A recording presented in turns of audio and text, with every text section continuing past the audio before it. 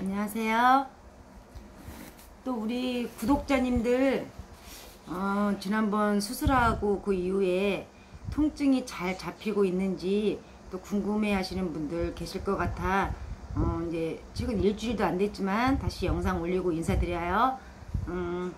지난번 영상 올릴 때 제가 병원 간다고 말씀드렸었잖아요.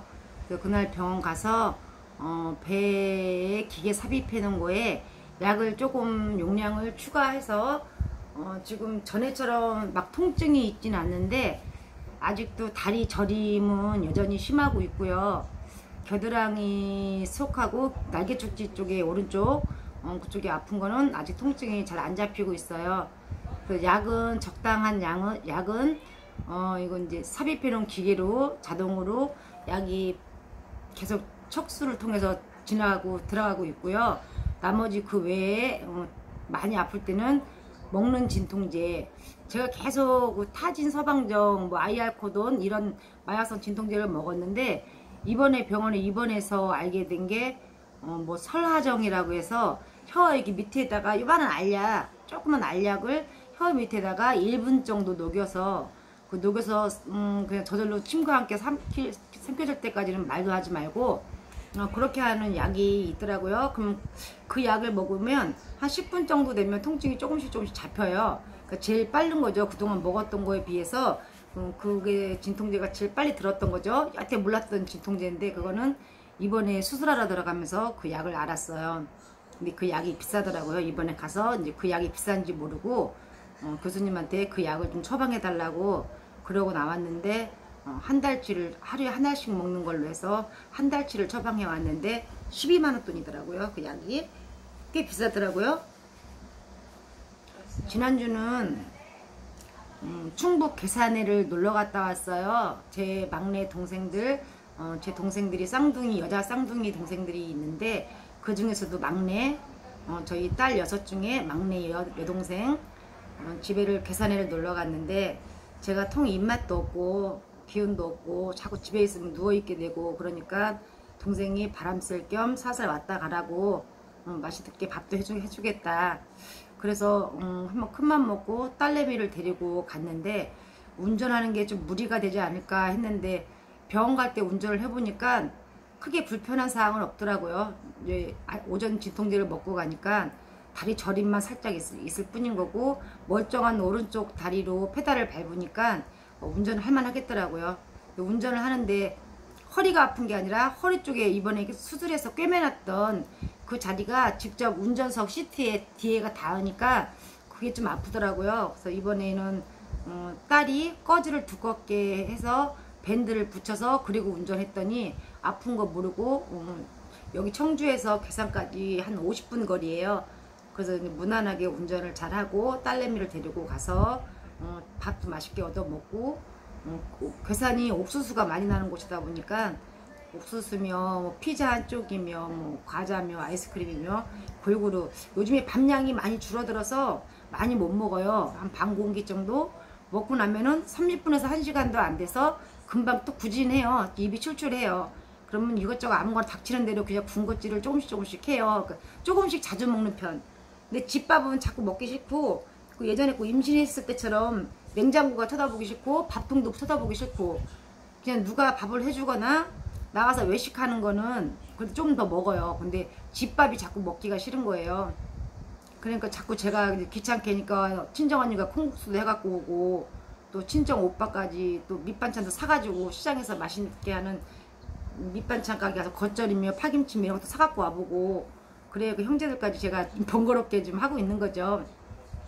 그리고 괴산 갔다가 자고 다음날 일요일날 엊그저께 며칠 전이죠. 일요일날 아침에 이제 오전 진통제 먹기 전에 집에를 부지런히 와야 되겠다 싶어서 8시에 아침 8시에 출발해서 딸내미를 데리고 살살 운전해서 왔어요.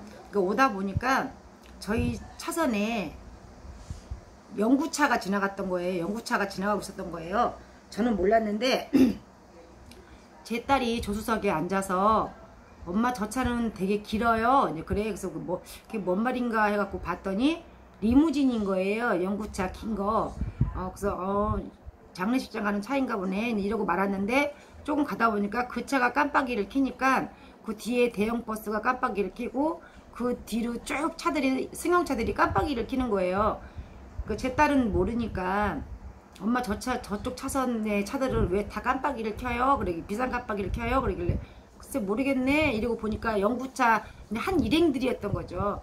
한 일행들이라서 아마 장례식장 가는데 처음에 리무진 차가 깜빡이를 비상 깜빡이를 켜주고 잘 따라오라고 일행들한테 신호를 보내는 모양이다.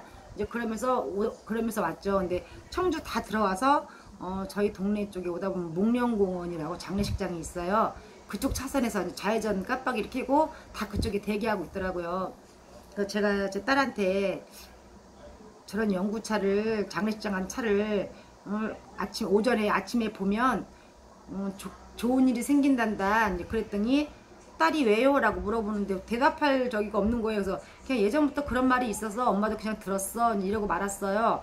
그랬더니 딸이 누군지 모르지만 안녕히 가세요 하고 인사를 하길래 그 들어가신 분한테 그래서 저도 그냥 덩달아 네 누구신지 모르지만 안녕히 가세요 이렇게 하고 둘이 같이 서로 인사를 했어요. 그러고 왔는데 이상하게 여기 청주에 이제 40대 초반 정도 된 남자 환우분이 있었어요. 저랑 똑같이 직장암에 똑같이 폐전이 되고 같은 대학병원에 같은 교수님 밑에서 항암도 받았었고 그래서 그 동생이 먼저 여기 케모포트로 이제 항암도 하고 그랬던 애라서 제가 많은 지도를 받았었고 저 구충제 먹을 때 그 동생은 항암을 하고 있었어요. 항암을 하면서 계속 직장 생활을 계속 했었어요. 근데 그 동생하고 통화도 자주 했었고 서로 위로도 많이 했었고 근데 그 동생이 항암을 하는 도중에 전이가 된 거예요. 그래서 자기는 더 이상 항암을 못하겠다. 그래서 항암을 이제 포기했죠. 포기하고 이제 구충제를 먹기 시작했던 거예요. 그때는 처음에는 제가 아는 상식으로 좀 아는 선에서만 좀 가르쳐주고 그래서 둘이 몇 개월 같이 잘 먹었었어요.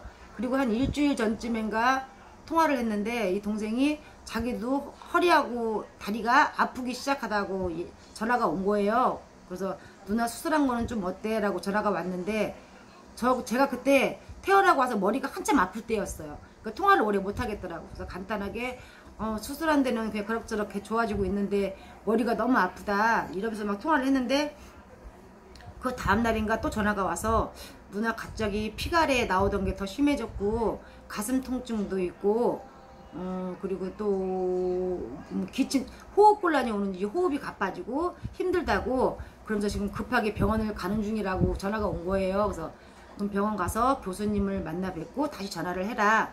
그랬더니 또 이제 전화가 다시 온 거죠. 교수님 만나고 그래서 교수님이 뭐라고 하더냐 그랬더니 호스피스 병동을 소개해 준다고 그랬다는 거예요. 그 교수님이. 그래서 아니 교수님은 이제 40대 초반밖에 안 된 젊은 너를 벌써 무슨 호스피스 병동을 이제 죽기 전에 마지막으로 가 있으라고 호스피스 병동을 소개해 준다고 그런 말을 할 수가 있냐. 그래서 이제 그 교수님을 둘이 같이 막 흉을 본 거예요. 그렇게 해놓고 통화를 한 일주일 정도 못 하다가 엊그저께 이제 연구차를 아침에 본 날 일요일 날 갑자기 그 동생이 생각나는 거예요. 한 일주일 통화를 안 했는데 전화를 좀 한번 해볼까? 저는 전화를 안부 전화를 잘 못하는 성격이거든요. 오는 전화나 받고 항상 그 동생이 전화를 먼저 했었거든요. 그래서 전화를 한번 해볼까? 일요일날 그러다가 또 어떻게 어영부영 하루가 가버린 거예요. 그래서 다음날 월요일날 아침에 전화를 했었어요. 근데 전화를 안 받길래 아직 밤에 잠 못 자고 오전에 좀 자나 보다.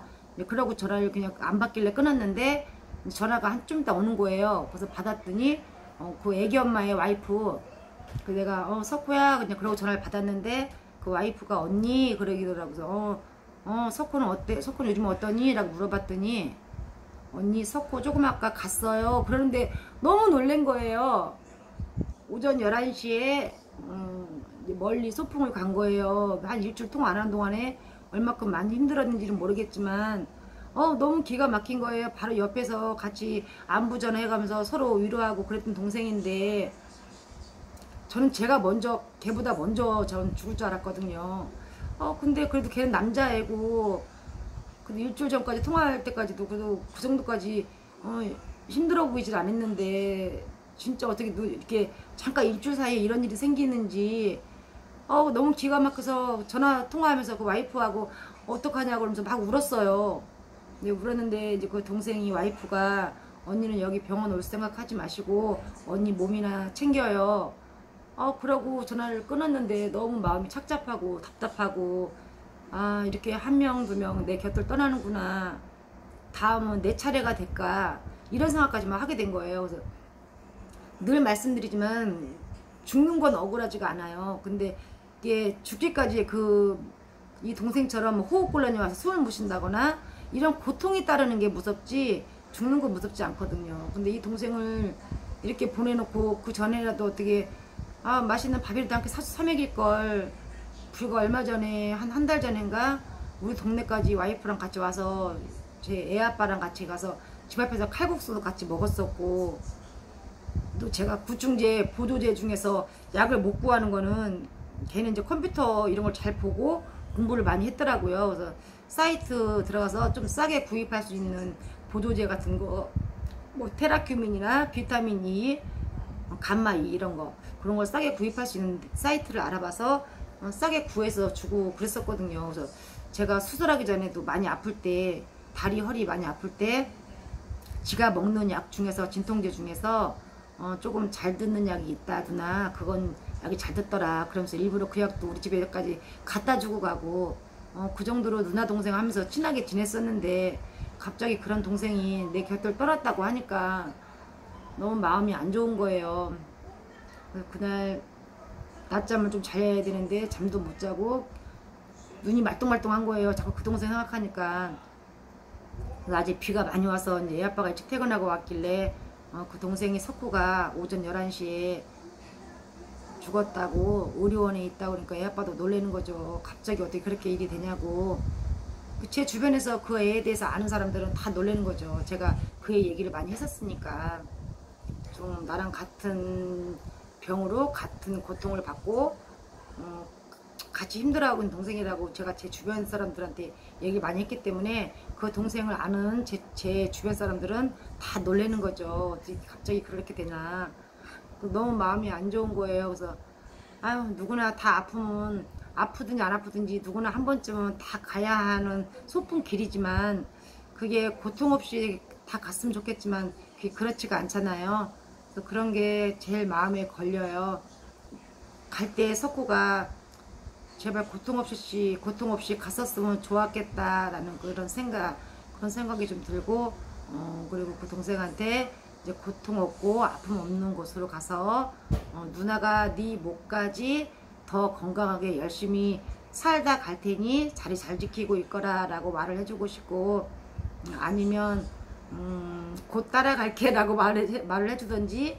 네, 그건 지금 안 되는 거고, 제가 애 아빠한테 제 영정사진을 준비를 해놔봐야 되겠다라고 얘기했다가 혼났어요. 애 아빠한테 쓸데없는 소리를 한다고. 그래서 예전에 어르신들 그렇게 영정사진을 준비해 놓으면 오래 산다는 말이 있던데 라고 얘기했더니, 그거야 옛날 건강하게 오래 사시는 어르신들이 영정사진을 준비해 놓으면 더 오래 사신다는 얘기지, 무슨 나보고 내가 지금 영정사진을 준비해야 된다는 그런 쓸데없는 얘기를 하냐고 해서 애 아빠가 버럭버럭 하는 거예요. 그래서 그냥 웃고 넘어갔고, 아무튼 석구야 아픔 없는 곳에 가서 잘하고 기다리고 있어. 여러분들도 진짜 저희처럼 이렇게 아파져서 후회하지 마시고, 저도 진짜 이렇게 많이 아프고 나서 보니까 건강할 때 왜 건강관리를 못했을까라는 후회감이 많이 들어요.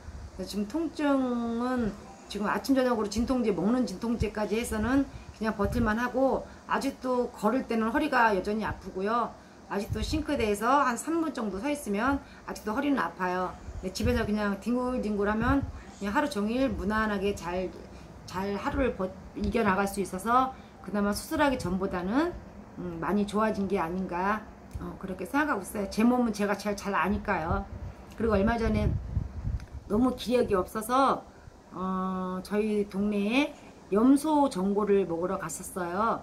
근데 그 집이 제가 1년에 많으면 한 4-5번, 적으면 한 2-3번 정도 가는 집이에요. 자주는 못 가는 집이에요, 염소 전골. 근데 그래도 전골 치고는 그 집이 제일 맛있어서 저희 시어머니도 입맛 없으실 때는 제가 한 번씩 포장해 드리든지 어머니를 모시고 가든지 하는 그런 집이거든요. 숲속의 사장이라고 해서. 용정동에 거기를 얼마 전에 갔다 왔는데 딸내미를 데리고 갔다 왔는데 그 사장님 사모님이 저를 알아보는 거예요. 그래서 아유 더 말랐네요. 이제 이렇게 아는 척을 해주시면서 수술하고 나서 통증은 좀 어떠냐고 이렇게 물어보시는 거 보니까 제 유튜브 영상을 다 보시는 것 같아요. 거기서 염소전골을 먹다 보니까 밑반찬이 나오는 것 중에서 하얀 무 넣고 한 동치미를 냉장고에서 바로 꺼내서 주는데 날씨가 그날 좀 덥긴 더웠지만 너무 그 동치미가 맛있게 맛들어서 시원하고 맛있는 거예요. 제 입에 딱 맞는 거예요. 요즘 입맛도 없었는데. 그래서 사모님한테 이거 동치미 참 맛있네요 이렇게 먹으면서 한마디 얘기했는데 나중에 계산할 때 나오다 보니까 큰 통에다가 찰랑찰랑하게 한가득 동치미를 담아서 주시는 거예요. 집에 가서 먹으라고. 뭐 다음에 다 떨어지고 또 먹고 싶으면 또 가지러 오라고 그렇게 말씀을 해주시면서 너무 감사하더라고요. 근데 제대로 인사도 못 드리고 온 것 같아요. 근데 그 사장님 네 분들도 이 유튜브를 보실 것 같아서 인사를 드리려고 그래요. 그날 동치미 너무 맛있게 잘 먹었고요. 어제부로 동치미 다 먹었어요. 제가 다 먹었고 조만간 또 고기 먹으러 가면서 갈 테니까 국물 조금만 더 주세요. 감사합니다. 또 뵐게요.